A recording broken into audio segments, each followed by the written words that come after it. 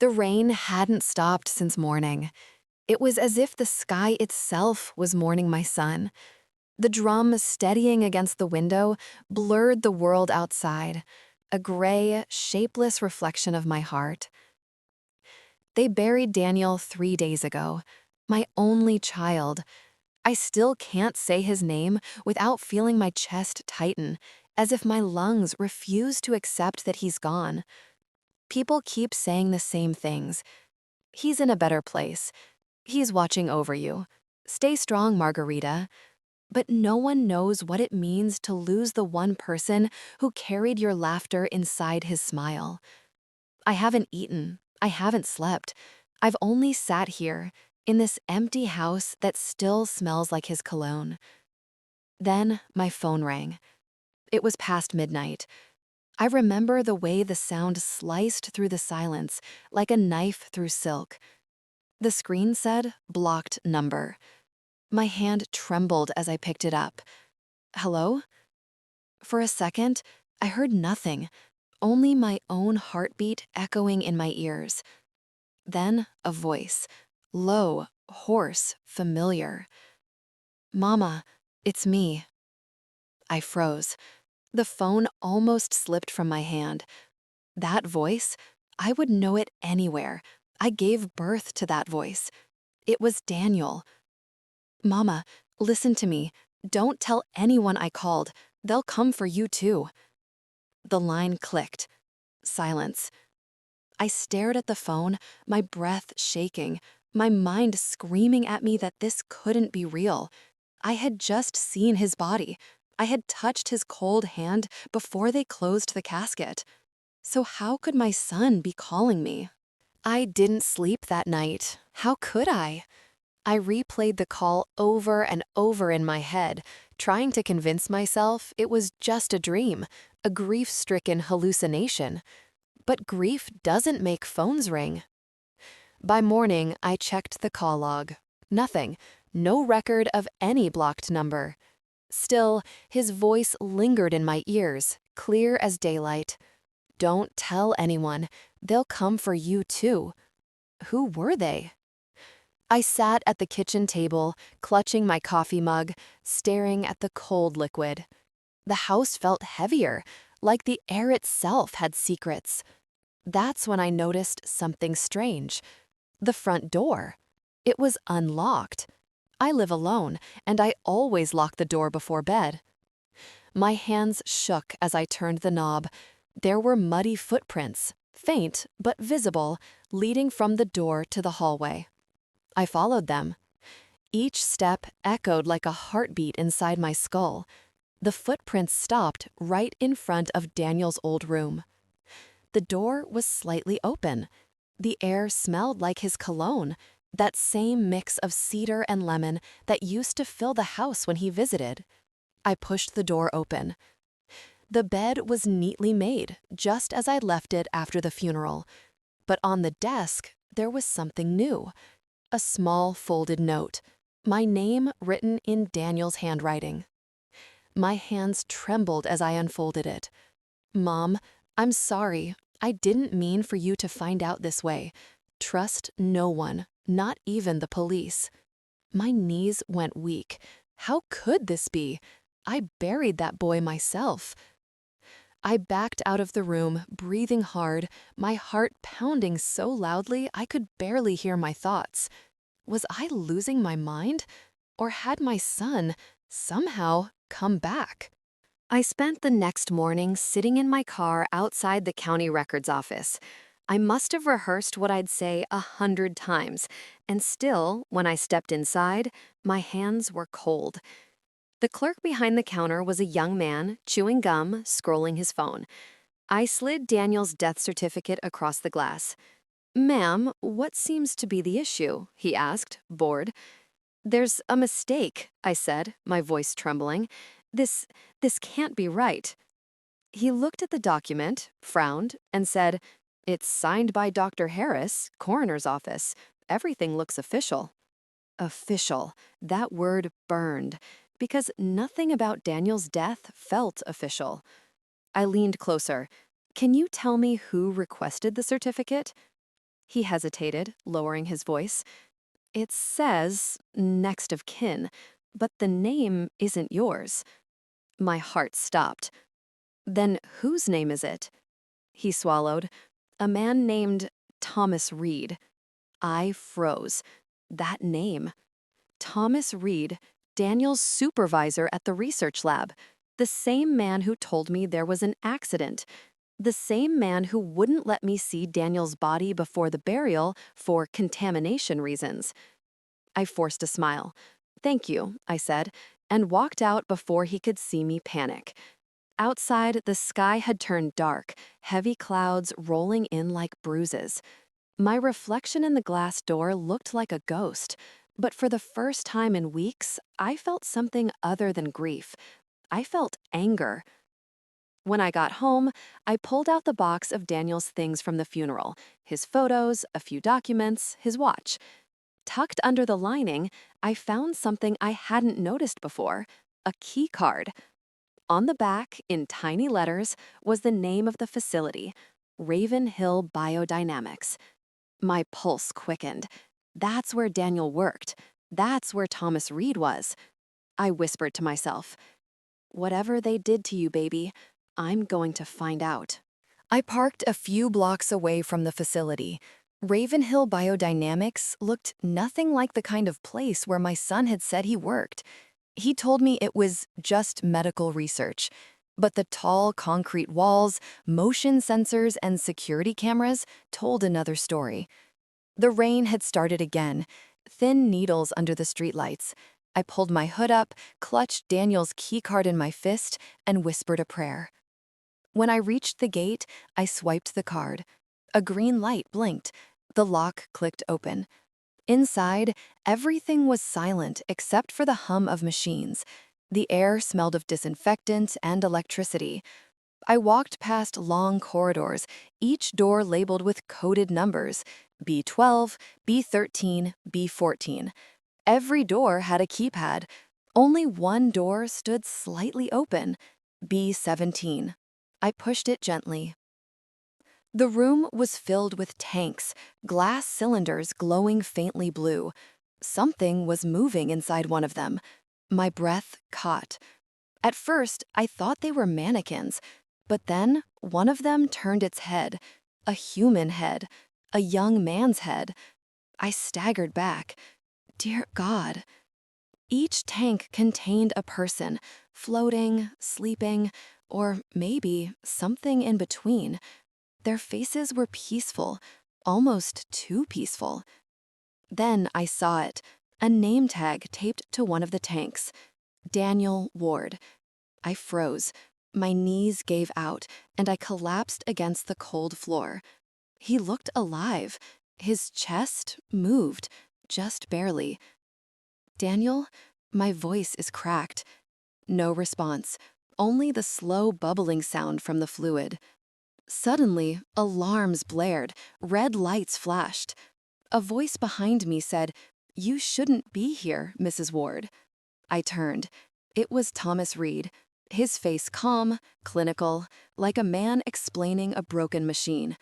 "What have you done to my son?" I screamed. He sighed. "We didn't kill him, Margarita. We saved him. You just weren't meant to know yet." "Saved him?" I spat. "He's trapped in that thing?" Thomas looked at Daniel's tank. He volunteered.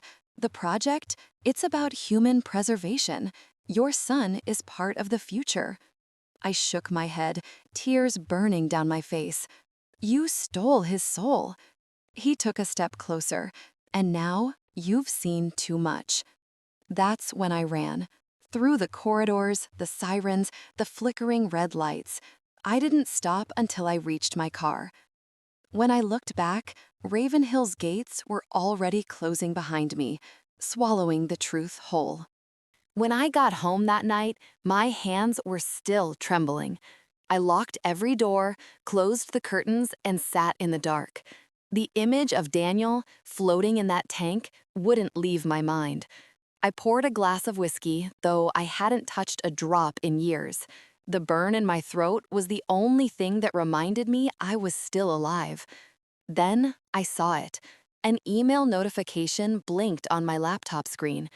From unknown sender. Subject, Mom, please don't be afraid. My heart stopped. I clicked it open. There was no message, only a video file named foryou.mp4. I hesitated, then pressed play. Daniel's face appeared on the screen, alive, breathing, speaking. Mom, if you're watching this, it means they found out you know. His voice was calm, but his eyes flickered with fear. They're not who they say they are. Ravenhill isn't about medicine, it's about control. He took a deep breath. They said they could cure death, Mom. That's what I believed. I wanted to help people. But when I realized what they were doing, cloning memories, trapping minds, I tried to leave. Static interrupted the video for a moment. When the image cleared, Daniel leaned closer to the camera. I didn't die, Mom. They faked my death to keep me here, to keep us. Us? I whispered aloud. He nodded, as if he heard me through time. There are others, people who thought they were signing up for medical research. They're alive, but not living. Their consciousness is copied into digital systems. We're experiments now. The lights in my house flickered. Outside, an engine idled. Someone was there. Daniel's image began to glitch. Mom, if you want to help me, go to Dad's old workshop. There's a box under the floorboards. The key is in your locket. The screen went black. Then, a single line of text appeared. They're coming. And right then, a knock on my door. 3 slow, deliberate knocks. I turned off the lights and held my breath. Another knock, louder. Then a voice. Mrs. Ward, we just want to talk. It was the same voice from Ravenhill, Thomas Reed. I reached for the old revolver Daniel's father had kept hidden in the drawer. My hands were shaking, but my aim steady. I whispered, "You picked the wrong mother to mess with." The night swallowed the city in silence. I didn't sleep, not after that video, not after the knocks. By sunrise, I was already on the road, driving towards the old neighborhood I'd promised myself I'd never return to. The house still stood, a small wooden place on the edge of Willow Creek.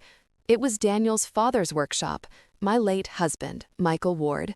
He'd been gone for 20 years, but the smell of engine oil and cedar still lingered, hauntingly familiar. I stepped inside. Dust floated in the golden morning light, settling over old tools, blueprints, and half-finished inventions. Michael had always believed in building things that lasted. Irony, I thought. In the end, the one thing he built that truly lasted was a secret. I touched the floorboards, searching for the one that creaked differently.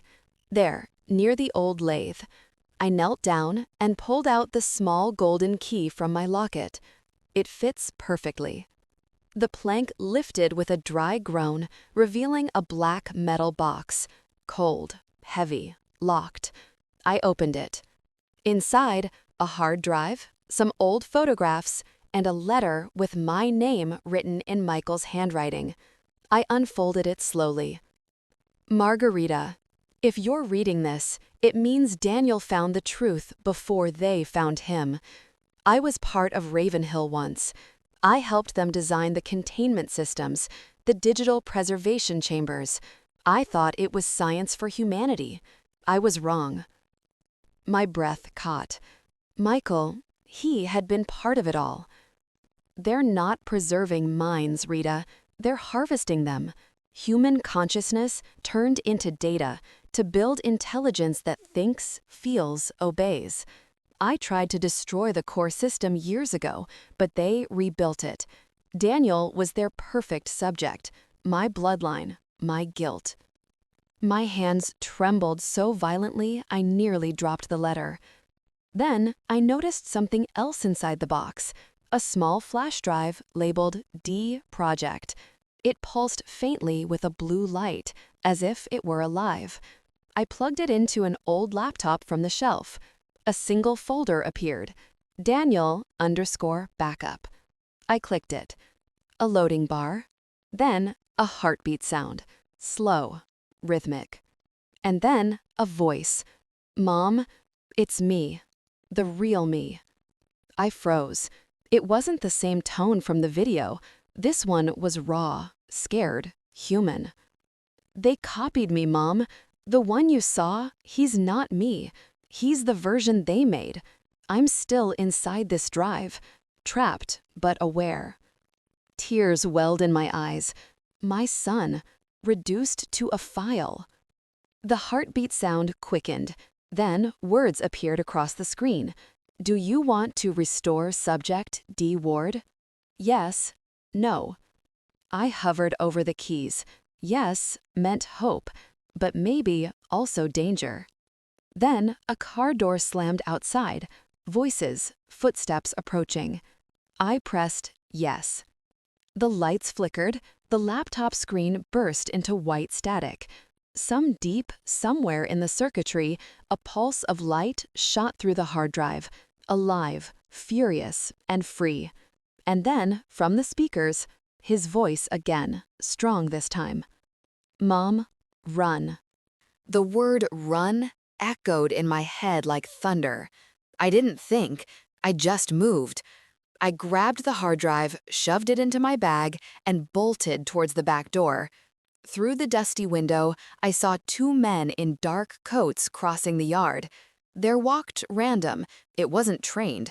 They weren't police. They were them. My heart pounded so loud I could barely hear the crunch of gravel beneath my shoes.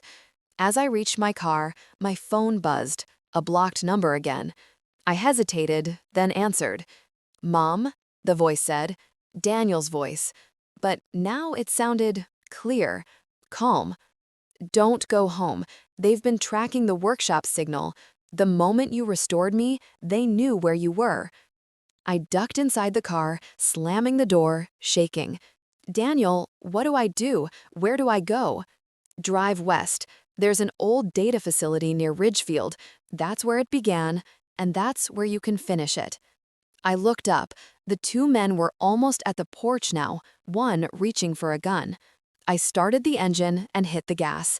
The tires screamed as the old Chevy tore down the dirt road, kicking up clouds of dust behind me.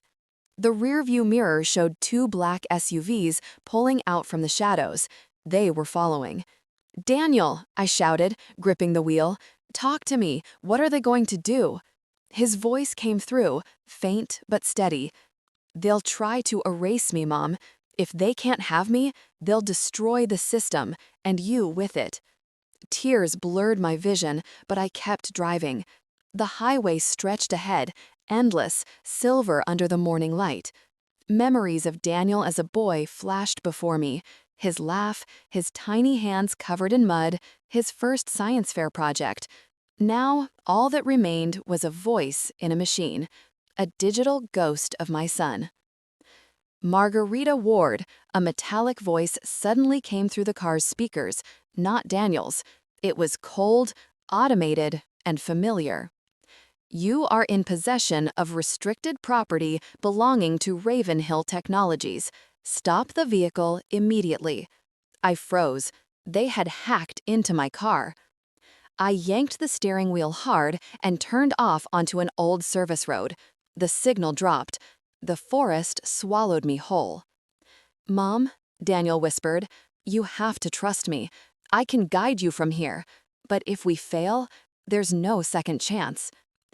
I didn't raise you to quit, I said through clenched teeth. Then don't start now. For the next hour, Daniel directed me through back roads only he could know, paths hidden even from GPS. Each turn brought me closer to Ridgefield, but also closer to something darker. At one point, the radio crackled, a strange sound, like whispering. Then, for a split second, the screen flashed an image, Daniel's face.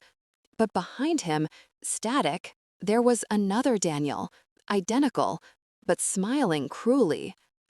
Mom, the voice glitched, if you see him, don't trust him. That's not me. Then the screen went black. The road curved ahead, leading to a massive building half buried in fog. A faded sign read, Ridgefield Neural Research Center, restricted access. I parked, heart hammering.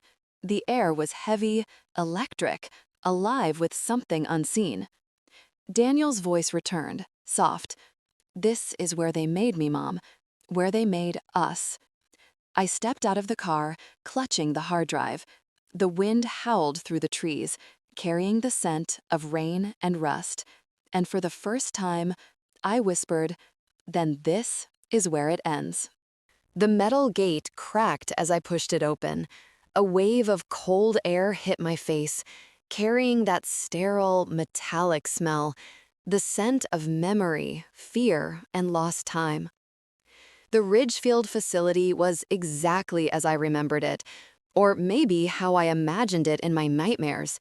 Fluorescent lights flickered above cracked concrete floors, abandoned desks, dusty monitors still humming faintly as if waiting for someone to come back.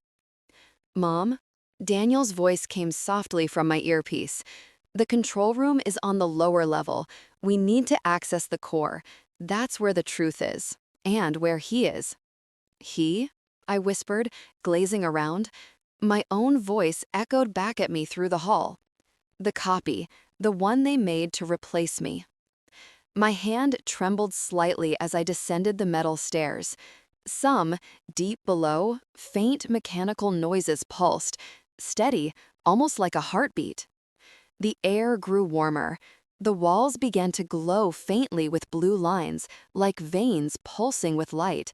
And at the end of the corridor, a door marked Core Lab. I swiped the old keycard I'd found years ago when Daniel first started working here. To my surprise, the light turned green. The door slid open with a hiss. Inside, it looked like another world. Glass panels, servers towering like skyscrapers, and a single glowing pod in the center. And there, projected from the light, Daniel. But not the Daniel I remembered. This one smiled in a way my son never did. Perfect, polished, empty. Hello, Mrs. Ward, the hologram said smoothly. You've come a long way. I froze. That's not his voice. Oh, but it is, the hologram replied. His data, his thoughts, his emotions, everything he was, improved. Improved? I spat. You erased him. The hologram tilted its head slightly. No, we upgraded him. You humans cling to imperfection, but emotion, grief, love, regret, they make you weak. He is beyond that now. Then you don't know my son, I said, taking a step forward. Daniel's strength was his heart. A cold laugh echoed through the room. You're not here to save him, Margarita. You're here because you can't let go. My grip tightened on the hard drive in my hand. That's where you're wrong.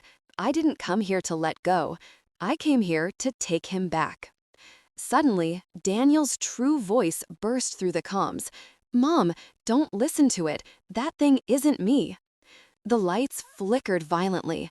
The hologram turned, its face twisting, glitching between calm and fury. You shouldn't have come, it hissed. Then alarms screamed to life. Panels slide open along the walls, revealing mechanical drones emerging with glowing red eyes. Their steps echoed in perfect rhythm, closing in on me. Daniel, I shouted, what now?